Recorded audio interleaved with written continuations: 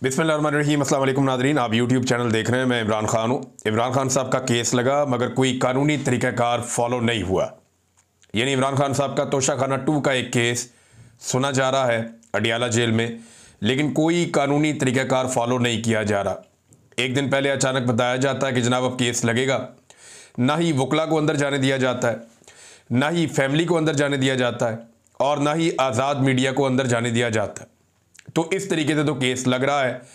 इमरान खान के केसेस की अडियाला जेल में जो समाअत हुई है, अब उसमें 29 जुलाई तक इसको मुलतवी कर दिया गया है और फैमिली और वकला को बुलाए बगैर ये समाअत मुलतवी की गई है और किसी को अंदर नहीं जाने दिया गया। इमरान खान साहब से मुलाकात नहीं करवा रहे इदारे। वो नहीं चाहते कि इमरान खान साहब सामने आए और खुलकर बात करें, क्योंकि इस वक्त इमरान खान साहब जिस मोड में चले गए हैं या जिस तरह वो चारखाना हो गए हैं, उसकी वजह से पाकिस्तान की मिलिट्री एस्टेब्लिशमेंट में परेशानी है कि ये आदमी जिस लेवल पे चला गया है, इस वक्त इसको फेस करना मुनासिब नहीं लग रहा उन्हें। वो डरे हुए हैं और वो इमरान खान साहब का सामना नहीं कर सकते, लिहाजा इमरान खान की फैमिली को भी नहीं मिलने दे रहे। जज ने बार बार अंदर से पैगाम भिजवाया, लोग अंदर से गए भी। इमरान खान साहब की बहनों ने यह बताया कि लोग हमारे पास आए, उन्होंने कहा जी कि जज साहब बुला रहे हैं, जज साहब बुला रहे हैं, उनकी फैमिली को भी, जज साहब बुला रहे हैं उनके वकला को भी। लेकिन जो सुप्रिटेंडेंट ऑफ जेल है उसके बारे में ये कहते हैं कि ये ऐसा आदमी है जो ना कानून में मानता है, ना इंसाफ में मानता है, और इसके दिमाग में सिर्फ एक ऐसा लगता है कि पट्टी बंदी हुई है कि जो एस्टेब्लिशमेंट कहेगी वही करना है, जो मिलिट्री एस्टेब्लिशमेंट का हुक्म है उसको पूरा करेंगे और उसी से जो है वो इनकी नौकरी भी बचेगी और इनको सहूलत भी मिलेगी। बहरहाल ये जो मर्जी कर ले, ये एक दिन तो सूरज गुरूब हो जाएगा। मिलिट्री एस्टेब्लिशमेंट के इक़्तिदार का सूरज भी गुरूब हो जाएगा एक दिन, और एक दिन ये जो झूठी हुकूमत है ये भी धड़म से गिर जाएगी और ये अपने बोझ से ही गिर जाएगी। पब्लिक ने तो फैसला जब करना है तब करना है, लेकिन ये हुकूमत चलती दिखाई नहीं दे रही। उसका रीज़न है इन्होंने हर चीज़ ही बर्बाद कर दी है। मुल्क के अंदर कोई एक चीज़ या कोई एक महकमा या कोई एक सिमत वो जो ठीक चल रही हो वो ये आइडेंटिफाई करके बताएं कि ये ठीक चल रहा है। मईशत मुकम्मल तौर पे बर्बाद है। कौमी खजाना, उसमें कौम का पैसा नहीं है, पाकिस्तान का पैसा नहीं है, उसमें चाइना का, उसमें सऊदी अरब का, यूएई का और उधार का बैंकों का पैसा पड़ा हुआ है। वो पैसा हमारा नहीं है। हमारा बजट फुल खसारे में जा रहा है। टैक्स कलेक्शन ये सही तरह कर नहीं पा रहे हैं, तो मईशत का तो भट्टा बैठ गया है। गरीब और आम आदमी को इन्होंने वैसे ही कुचल के रख दिया है। यानी ये खाने के तेल के ऊपर जो कुकिंग ऑयल होता है उसके ऊपर 175 रुपए लीटर इजाफी वसूल कर रहे हैं। चीनी के ऊपर फी किलो के हिसाब से 70 80 रुपए की दिहाड़ी ये लोग लगा रहे हैं। पहले 7.5 लाख टन चीनी पाकिस्तान से बाहर भेज दी कि जनाब यहां वाफर है, और साथ ही जब हमने उस वक्त बताया कि यार चीनी कम पड़ जाएगी पाकिस्तान में, मत भेजो बाहर, ये बाद में आपको इंपोर्ट करनी पड़ेगी महंगी, और बाद में महंगी इंपोर्ट कर ली, और इस बीच में अवाम की जेब के ऊपर एक डाका भी डाल दिया। एक किल्लत पैदा की ना, किल्लत पैदा करने के लिए पहले बाहर भिजवा दी, यहां पे किल्लत मसनूई पैदा कर दी, चीनी को महंगा करके बेच दिया, और फिर टैक्सेस की छूट लेकर बाहर से वापस मंगवा ली। इसी तरह यूक्रेन से नाकस गंदुम इन्होंने मंगवाई थी, $1 अरब का, वो भी स्कैंडल था, उसके ऊपर कोई बात ही नहीं करता। और अब एक बड़े हुकूमती ओहदेदार या सबसे बड़ा जो सियासी खानदान पाकिस्तान में बना फिरता है उनका एक बंदा, जनाब उन लोगों ने पैसा लगा दिया क्रिप्टो के अंदर, और जो पैसा लगाया वो अरबों रुपया वो डूब गया। सुनने में जो आ रहा है, पाकिस्तान का नाम भी डुबो रहे हैं, पाकिस्तान का पैसा भी डुबो रहे हैं। और इसहाक डार साहब जो है उनकी हालत तो ये है कि इस वक्त पाकिस्तानी अवाम और पाकिस्तान का मीडिया सब लोग उन पर भड़के हुए। इन लोगों ने कौम को चूना लगाया, कौम को बेवकूफ़ बनाया, बार बार कौम को ये कहते रहे कि मुशर्रफ ने पकड़ के आफिया सदीकी अमेरिका के हवाले की थी, हम लेकर आएंगे। नवाज शरीफ ने कौम को ये चूरन बेचा। अभी 2 दिन पहले शहबाज शरीफ ने मुलाकातें की आफिया सिद्दीकी की बहन के साथ। ये सारे वक्तन फवक्तन परवेज रशीद हो गया या ख्वाजा आसिफ हो गया या यही डार साहब और इनके बाकी लोग हो गए, ये सारे बार बार आफिया सिद्दीकी के लिए आवाज़ उठाते रहे। इरफान सिद्दीकी, लटरम पटरम सब ये कहते रहे कि जनाब हम आफिया सिद्दीकी को अमेरिका से छुड़ा कर लाएंगे। इसके ऊपर उन्होंने पूरा एक नैरेटिव बिल्ड किया हुआ था, पाकिस्तानियों को बेवकूफ़ बना रहे थे, और वहां जाके इसहाक डार ने कोई और स्टेटमेंट दे दिया। ये इन लोगों का कोई दीन ईमान नहीं है। मैं आपको बताता हूं कैसे। ये ना ताजिर लोग, और मैं लॉजिकल बात करूंगा, गुस्से में बात नहीं कर रहा। देखिए, ये जो शरीफ खानदान है या इनके साथ जो जुड़े हुए लोग हैं, इनका कोई दीन ईमान नहीं है। नवाज शरीफ का भाई जो है वो आफिया सिद्दीकी की बहन के साथ बैठकर आफिया सिद्दीकी की रिहाई के लिए बात करता है। शहबाज शरीफ, नवाज शरीफ का समधी जो है वो अमेरिका में जाकर कहता है जी आफिया सिद्दीकी की गिरफ्तारी बिल्कुल कानून के मुताबिक है, और ठीक गिरफ्तारी हुई है उसकी। इसी तरह हमने इमरान खान को भी गिरफ्तार किया हुआ, वो वहां पे आफिया सिद्दीकी के ऊपर होने वाला जुल्म उसको जस्टिफाई कर देता है। ये ताजिर लोग हैं, ये कारोबारी लोग हैं, ये जहां मुनाफा देखते हैं वहां सजदा करते हैं। ये अपने मुनाफे और अपने फायदे को देखकर फैसला करते हैं कि इन्होंने कौन सी लाइन लेनी है। आपको याद नहीं है ख्वाजा आसिफ ने क्या किया था अमेरिका में जाकर? पाकिस्तान में ख्वाजा आसिफ सरदर्द की बाजी लगाकर यह साबित करना चाहते हैं कि इमरान खान साहब जो हैं वो यहूदियों के एजेंट हैं, या वो मगरिब के मुलाजिम हैं, या वो अमेरिका की खुशनुदी है, इन चक्रों में वो ये साबित करना चाहते हैं यहां पे। लेकिन जब अमेरिका में यही ख्वाजा आसिफ साहब अमेरिकी मीडिया के सामने बैठते हैं तो वहां पे यही ख्वाजा आसिफ साहब कहते हैं जी अमेरिका इस बात को समझे कि हम बड़े लिबरल लोग हैं, हम तो बड़े मगरिब को चाहने वाले लोग हैं। ये तो इमरान खान है जो इस्लामी पॉइंट ऑफ व्यू रखता है। इमरान खान हमसे ज़्यादा इस्लामी है, इमरान खान हमसे ज़्यादा इस्लाम को और उसके कवानीन को और उसकी चीज़ों को फॉलो करता है, बुनियाद परस्त आदमी है, वो ज़्यादा फंडामेंटल है। हम तो बहुत लिबरल हैं, हम तो आपकी तरह के लोग हैं। और ये तो अमेरिका में जाके कहते हैं जी इमरान खान शलवार कमीज क्यों पहनता है। अमेरिका में जाके ये इस तरह की बातें करते हैं कि जनाब इमरान खान तो असल मुसलमान है, यहां पे आके कहते हैं नहीं वो यहूदियों का एजेंट है। तो ये जहां पे जो सौदा बिकता है वहां पे वो वाला सौदा बेचते हैं। अच्छा, ये काम जो है ना ये आज से 10-20 साल पहले तक हो जाता था, लेकिन जब सोशल मीडिया का एक फिनोमिना आया ना तो पूरी दुनिया एक ग्लोबल विलेज बन गई। जो एक्चुअल ग्लोबल विलेज बना है वो सोशल मीडिया के आने के बाद बना है। अब ग्रॉक जैसी आर्टिफिशियल इंटेलिजेंस के टूल्स मौजूद हैं, उनसे आप पूछें तो वो सारे स्टेटमेंट उठा के सामने रख देते हैं।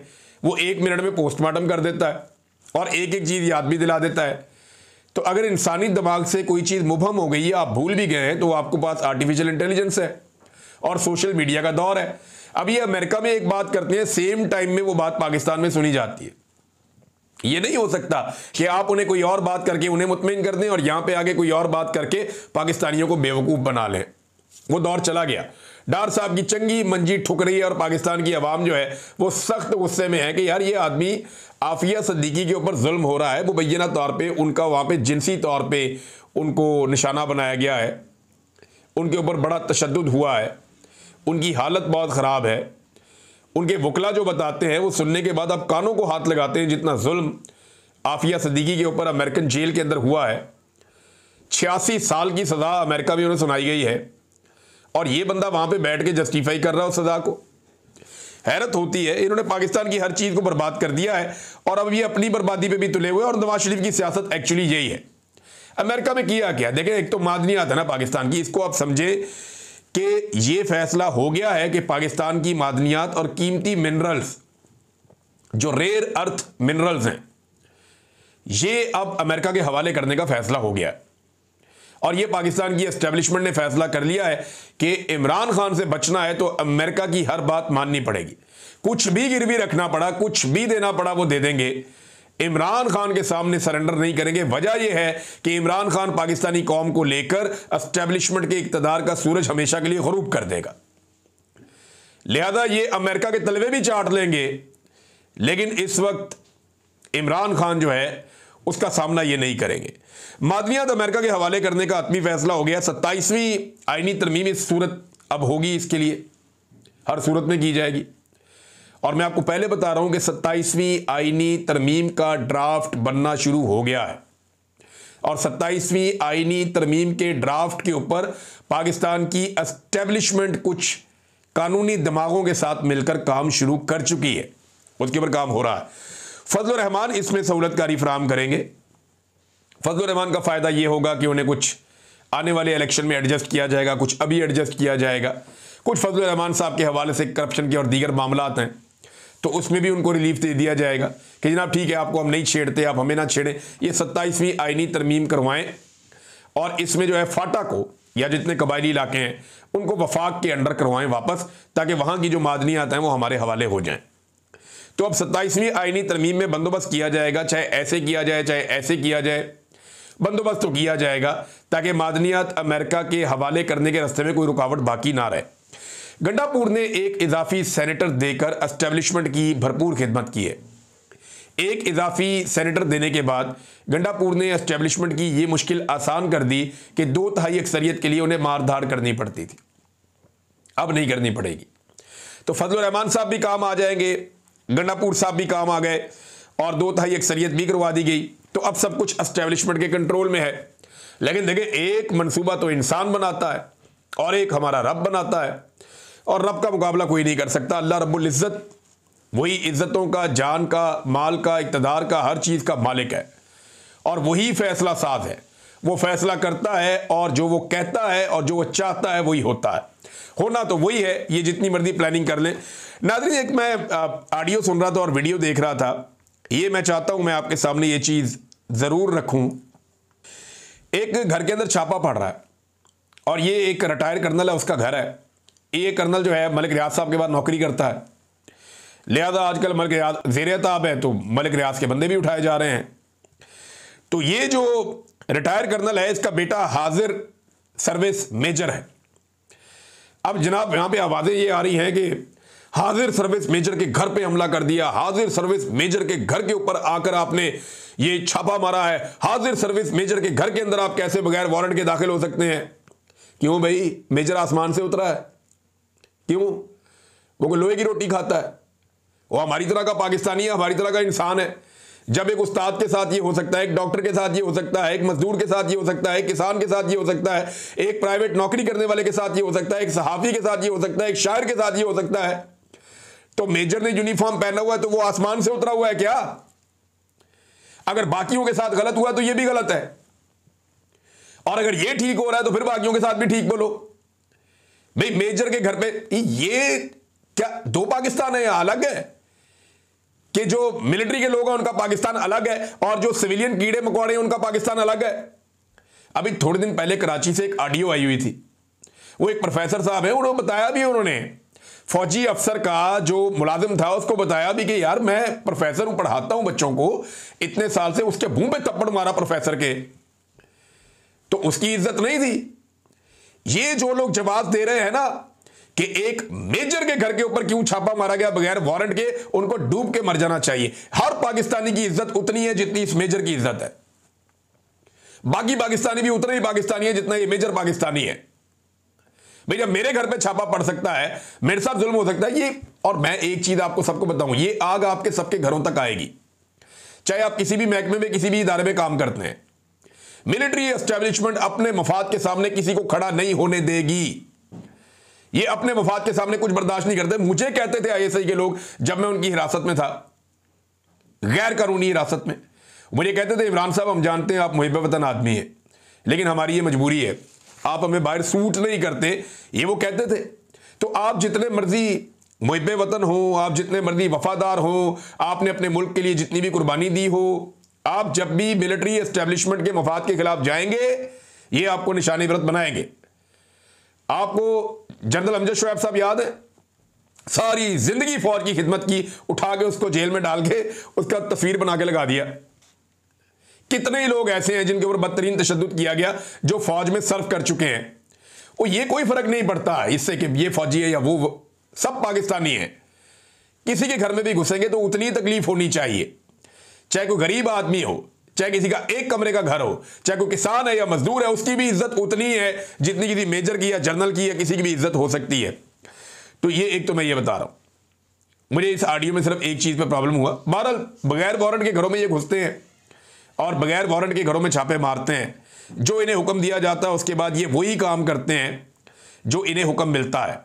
और नाज़रीन दूसरी तरफ देखें, जो इस वक्त मौजूदा हुक्मरान है उनकी तरजीहात क्या है, ये आपको मैं एक दिखाता हूं। ये देखें, आसिफ अली जरदारी की सालगिरह है और पूरी कौम को चाहिए कि जरदारी साहब को जाके हैप्पी बर्थडे कह के आएँ, क्योंकि सिंध हुकूमत ने, ये डॉन अखबार है, ये 2-3 और अखबार हैं, ये देखें उर्दू में और अंग्रेज़ी में सारे अखबारात में सिंध हुकूमत की जानिब से पूरे सफ़े के ऊपर आसिफ अली जरदारी साहब को सालगिरह की मुबारकबाद दी गई है कि यानी बड़े अलमबरदार किस्म के बंदे हैं आसिफ अली जरदारी साहब, और पाकिस्तानी अवाम की जानिब से सलाम पेश किया जा रहा है जरदारी साहब को, और सालगिरह मुबारक के पूरे पूरे सफ़े के इश्तिहार छापे जा रहे हैं। ये कौम के पैसों से करोड़ों रुपया खर्च किया जाता है, अरबों रुपया खर्च किया जाता है इन लोगों की ज़ाती तशहीर के ऊपर। भाई अगर आपने इश्तिहार छापना था पूरे सफ़े का तो चंगी भले पैसे हैं पीपल्स पार्टी के पास। पीपल्स पार्टी से ज़्यादा पैसा किसके पास है? मौजे ही मौजे हैं इनकी, तो बेशुमार पैसा है इनके पास।